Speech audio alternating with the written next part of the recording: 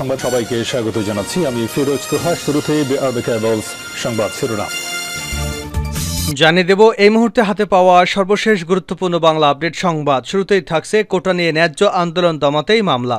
কোটা নিয়ে ন্যায্য আন্দোলন দমাতেই শিক্ষার্থীদের বিরুদ্ধে মামলা করা হয়েছে বলে মন্তব্য করেছেন বিএনপির স্থায়ী কমিটির সদস্য আমির খসরু মাহমুদ চৌধুরী। এবারে জানাবো, দেশে এখন দুর্নীতি ফাঁসের মৌসুম চলছে। জুলাই মাস আমের মৌসুম হলেও দেশে এখন দুর্নীতি ফাঁসের মৌসুম চলছে বলে মন্তব্য করেছেন বিএনপির সিনিয়র যুগ্ম মহাসচিব অ্যাডভোকেট রুহুল কবির রিজভী। জানাবো, গভীর রাতে ঘরে ঢুকে প্রবাসীর স্ত্রীকে হত্যা। যশোরের ঝিকরগাছায় জানালার গ্রিল কেটে ঘরে ঢুকে স্পেন প্রবাসী এক ব্যক্তির স্ত্রীকে ছুরিকাঘাতে হত্যা করা হয়েছে। শনিবার দিবাগত রাত ৩টায় উপজেলার নওয়ালি গ্রামে এ ঘটনা ঘটে। নিহত ফেরদৌসী বেগম ৫০ ওই গ্রামের স্পেন প্রবাসী আলতাফ হোসেনের স্ত্রী। এবারে জানাবো, বিএনপির ভাইস চেয়ারম্যান মেজর অবসরপ্রাপ্ত হাফিজউদ্দিন আহমেদ বীর বিক্রম বলেছেন, বিএনপিতে অনেক যোগ্য লোকের নেতৃত্বকে অবমূল্যায়ন করা হয়েছে। যোগ্য নেতাদের আরও বেশি মূল্যায়ন করা উচিত। জানিয়ে দেব, এরশাদের মৃত্যুবার্ষিকীতে জেএম কাদের এবং রওশন এরশাদের পৃথক কর্মসূচি আজ। সাবেক প্রেসিডেন্ট হুসেইন মোহাম্মদ এরশাদের পঞ্চম মৃত্যুবার্ষিকী আজ।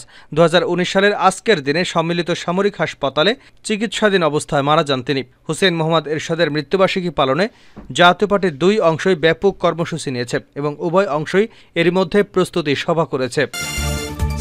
এবং সর্বশেষ জানাবো আন্তর্জাতিক সংবাদ। ডোনাল্ড ট্রাম্পকে লক্ষ্য করে গুলি, এফবিআই বলছে হত্যা চেষ্টা। শনিবার বিকেলে এক নির্বাচনী প্রচারণা চলাকালে যুক্তরাষ্ট্রের প্রাক্তন প্রেসিডেন্ট ডোনাল্ড ট্রাম্পকে লক্ষ্য করে একাধিক গুলি ছোড়া হয়েছে। আইনশৃঙ্খলা বাহিনীর বরাত দিয়ে সিএনএন জানিয়েছে, এই হামলা নিয়ে তদন্ত শুরু হয়েছে এবং একে পরিকল্পিত হত্যা চেষ্টা হিসেবেই দেখা হচ্ছে। এতক্ষণ শিরোনাম শুনছিলেন, এবার বিস্তারিত। প্রিয় দর্শক, আপনি যদি এই চ্যানেলে নতুন হয়ে থাকেন, ভিডিওটি দেখতে দেখতে চ্যানেলটি সাবস্ক্রাইব করে আমাদের সঙ্গেই থাকুন। আর এই ভিডিও সম্পর্কে আপনি আপনার মূল্যবান মতামতটি কমেন্ট বক্সে জানিয়ে দিন। আর হ্যাঁ প্রিয় দর্শক, জানিয়ে দিন ভিডিওটি কোথা থেকে দেখছেন। কোটা নিয়ে ন্যায্য আন্দোলন দমাতেই মামলা। কোটা নিয়ে ন্যায্য আন্দোলন দমাতেই শিক্ষার্থীদের বিরুদ্ধে মামলা করা হয়েছে বলে মন্তব্য করেছেন বিএনপির স্থায়ী কমিটির সদস্য আমির খসরু মাহমুদ চৌধুরী।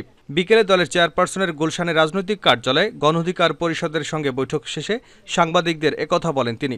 যুগপৎ আন্দোলনে থাকা বিভিন্ন রাজনৈতিক দল ও জোটের সাথে ধারাবাহিক বৈঠকের অংশ হিসেবে বিকেলে গণ অধিকার পরিষদের সাথে বৈঠক করেন বিএনপি নেতারা। বৈঠকে আন্দোলনের কর্মসূচি নিয়ে আলোচনা হয়েছে। পরে দলের নেতা আমির খসরু মাহমুদ চৌধুরী বলেন, স্বার্থের কারণে সরকার কোটা ব্যবস্থার পক্ষে। কোটা ব্যবস্থা বাতিল হলে দলীয়করণের কারণে আগামীতে মেধাবীরা বঞ্চিত হবেন বলেও মন্তব্য করেন তিনি। দেশে এখন দুর্নীতি ফাঁসের মৌসুম চলছে রিজভী। জুলাই মাস আমাদের আমের মৌসুম হলেও দেশে এখন দুর্নীতি ফাঁসের মৌসুম চলছে বলে মন্তব্য করেছেন বিএনপির সিনিয়র যুগ্ম মহাসচিব রুহুল কবির রিজভী। তিনি বলেন, আওয়ামী লীগের ঘনিষ্ঠদের নাম প্রতিনিয়ত পাওয়া যাচ্ছে। আজিজ, বেনজির, মতিউর, আবেদ আলীদের নাম গণমাধ্যমে ফাঁস হচ্ছে, কিন্তু এখন রাঘব বোয়ালদের নাম আসেনি। সরকারের মধ্যে এখনও হাজার হাজার আজিজ বেনজি রয়ে গেছে। রাজধানী নয়াপল্টনে ভাসানী ভবন মিলনায়তনে জাতীয়তাবাদী উলামা দলের আহ্বায়ক কমিটির পরিচিতি সভায় তিনি এসব কথা বলেন। রিজভী বলেন, দেশের স্বাধীনতার সার্বভৌমত্ব আজ হুমকির মুখে। আমাদের স্বাধীনতার সার্বভৌমত্ব টিকিয়ে রাখার জন্য আওয়ামী সরকারের কবল থেকে দেশকে মুক্ত করতে হবে। এজন্য চলমান আন্দোলন আরও জোরদার করতে হবে। প্রধানমন্ত্রীর সাম্প্রতিক চীন সফর প্রসঙ্গে বিএনপির এই মুখপাত্র বলেন, চীন থেকে শূন্য হাতে তিনি দেশে ফিরে এসেছেন। চীনের কাছে $20 বিলিয়ন চেয়েছিলেন, $1 বিলিয়ন ইয়েনের আশ্বাস পেয়েছেন। $20 বিলিয়ন চেয়ে খালি ঝুড়ি হাতে দেশে ফিরে এসেছেন। ক্ষমতাসীনদের সমালোচনা করে তিনি বলেন, ২০১৮ সালে কোটা বাদ দিলেন। শিক্ষার্থীদের কোটা বাদ নয়, সংস্কার চেয়েছিল, কিন্তু ষড়যন্ত্রমূলকভাবে কোটা বাদ দিয়ে এখন ক্ষমতা পাকাপোক্ত করে আবার কোটা বহাল করা হলো আদালতের মাধ্যমে। শেখ হাসিনার কথার বাইরে কেউ এক পা যেতে পারে না। স্বাধীনতার পর যে দম্পতির বিয়ে হয়েছে তাদের সন্তানও নাকি মুক্তিযোদ্ধা। এসব ভুয়া মুক্তিযোদ্ধাদের চাকুরি দিতে আবারও কোটা বহাল করা হয়েছে। শুধু ছাত্রলীগকে চাকুরি দিতেই তা করা হয়েছে। রিজভী আরও বলেন, বাংলাদেশ একটি মুসলিম প্রধান দেশ। এখানে তৃণমূল থেকে জাতীয় পর্যায় পর্যন্ত আলেম ওলামারা নেতৃত্ব রয়েছেন। আলেম ওলামাদের বাদ দিয়ে কোনো ইতিহাস রচনা করা যাবে না। কিন্তু এই বর্তমান ডামি নির্বাচনের সরকার আলেম ওলামাদের নিপীড়ন করেই চলেছে। যাদের এ সরকার সন্দেহ করে তাদের নামে বারবার মামলা দিচ্ছে। মামলা থেকে আলেম ওলামারাও বাদ যাচ্ছে না, মসজিদের ইমামরাও বাদ যায়নি। বেগম খালেদা জিয়ার মুক্তি চেয়ে কেউ মোনাজাত করলে তাকেও গ্রেপ্তার করা হচ্ছে। গভীর রাতে ঘরে ঢুকে প্রবাসীর স্ত্রীকে হত্যা।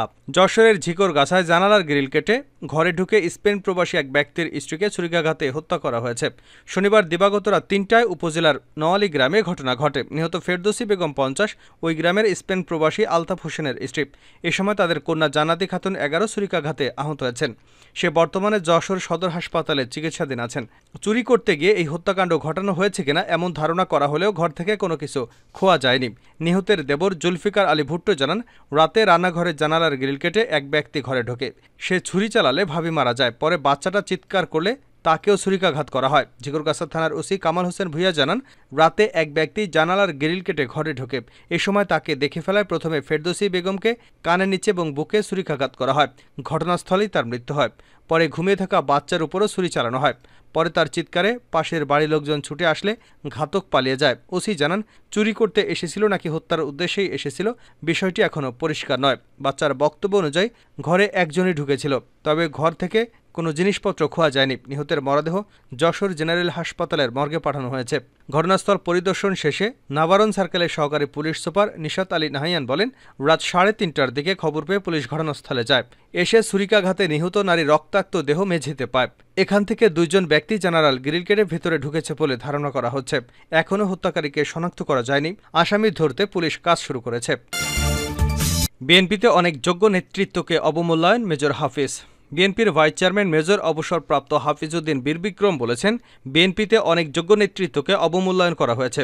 যোগ্য নেতাদের আরও মূল্যায়ন করা উচিত। বিএনপি চেয়ারপারসন খালেদা জিয়ার মুক্তির দাবি, দেশবিরোধী চুক্তি বাতিল, সর্বগ্রাসী দুর্নীতিবাজদের গ্রেপ্তারের দাবিতে এক আলোচনা সভার আয়োজন করে জাতীয়তাবাদী মুক্তিযোদ্ধা দল। এই আলোচনা সভায় মেজর হাফিজ এসব কথা বলেন। এছাড়া মেজর হাফিজ বলেন, আজ হাজার হাজার তরুণ ছাত্রছাত্রী রাস্তায় নেমে পড়েছে। ৫৬% কোটা বিশ্বের কোনো দেশে নেই। আমাদের দেশের কোটা ব্যবস্থা অসভ্যতার পরিচায়ক। কোটা সংস্কারের দাবিতে চলমান আন্দোলনকে আকুণ্ঠ সমর্থন জানাই। মেজর হাফিজ বলেন, ছাত্র সমাজকে বলবো, মুক্তিযুদ্ধে ছাত্র সমাজের গুরুত্বপূর্ণ ভূমিকা ছিল। আশা করি কোটা আন্দোলন সফল হলে আমাদের গণতন্ত্র ও ভোটাধিকার পুনরুদ্ধারে রাজপথে লড়াই করতে হবে। আমরা তোমাদের পাশে থাকব ইনশাআল্লাহ। সত্যিকার অর্থে বাংলাদেশে মুক্তিযুদ্ধের মূল্যায়ন হয়নি। তিনি আরও বলেন, দুর্নীতিতে ছেয়ে গেছে দেশ। আওয়ামী লীগ দুর্নীতিতে ইতিহাস সৃষ্টি করেছে। দলীয় সমর্থনপুষ্ট আমলারা আওয়ামী লীগকে ক্ষমতায় রেখেছে। জনগণ ভোট দেয় না। পরপর ৩টি প্রহসনে নির্বাচন হয়েছে। সুতরাং আওয়ামী লীগের কোনো নৈতিক অধিকার নেই এই ক্ষমতায় থাকার। এরশাদের মৃত্যুবার্ষিকীতে জিএম কাদের এবং রওশন এরশাদের পৃথক কর্মসূচি আজ। সাবেক প্রেসিডেন্ট হুসেইন মোহাম্মদ এরশাদের ৫ম মৃত্যুবার্ষিকী আজ। ২০১৯ সালের আজকের দিনে সম্মিলিত সামরিক হাসপাতালে চিকিৎসাধীন অবস্থায় মারা যান তিনি। হুসেইন মোহাম্মদ এরশাদের মৃত্যুবার্ষিকী পালনে জাতীয় পার্টির ২টি অংশই ব্যাপক কর্মসূচি নিয়েছে এবং উভয় অংশই এরই মধ্যে প্রস্তুতি সভা করেছে। হুসেইন মোহাম্মদ এরশাদ ১৯৩০ সালের ১ ফেব্রুয়ারি অবিভক্ত ভারতের কুচবিহার জেলায় জন্মগ্রহণ করেন। পরবর্তীতে তার পরিবার রংপুরে চলে আসে। রংপুরে প্রাথমিক এবং মাধ্যমিক শিক্ষা শেষ করে এরশাদ ১৯৫০ সালে ঢাকা বিশ্ববিদ্যালয় থেকে স্নাতক করেন। এরপর এরশাদ পাকিস্তান সেনাবাহিনীতে যোগ দেন ১৯৫২ সালে।